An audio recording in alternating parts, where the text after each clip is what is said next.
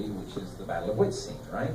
And again, I had a pretty easy day. He had all the dialogue. You know, I arrived there, and he's got a knife to Buttercup's neck, and he has all this fabulous dialogue about, you know, Socrates, Aristotle, morons, all of that, right?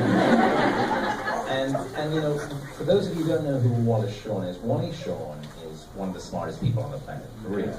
I mean, it's the reason why he's perfectly cast. He's an author, he's a playwright, he's a Fulbright scholar, you know, and he gets paid a lot of money to go and lecture English and American literature at universities around the world, including Oxford and Cambridge.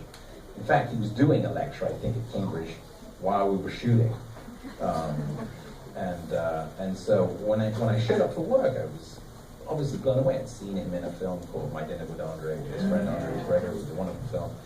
And I thought, why is Wally Shawn always the smartest guy in the room? Why is he sweating over this little scene that should be nothing for this genius, right? And I couldn't understand why.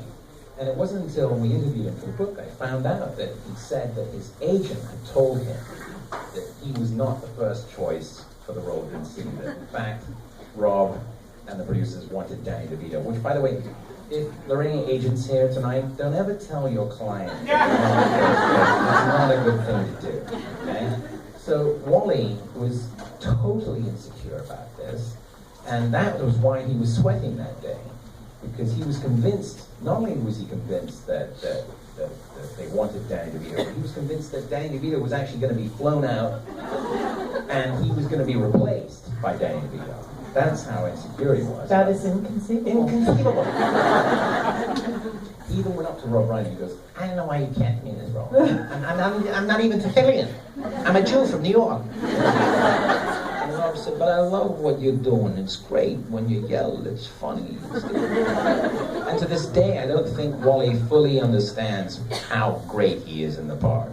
But, I mean, when you look at it, you can't imagine anybody else. No offense to Danny DeVito, but you really can't imagine anyone else than Wally playing that, right? He's great. So, anyway, he said the ghost of Danny DeVito haunted him throughout the entire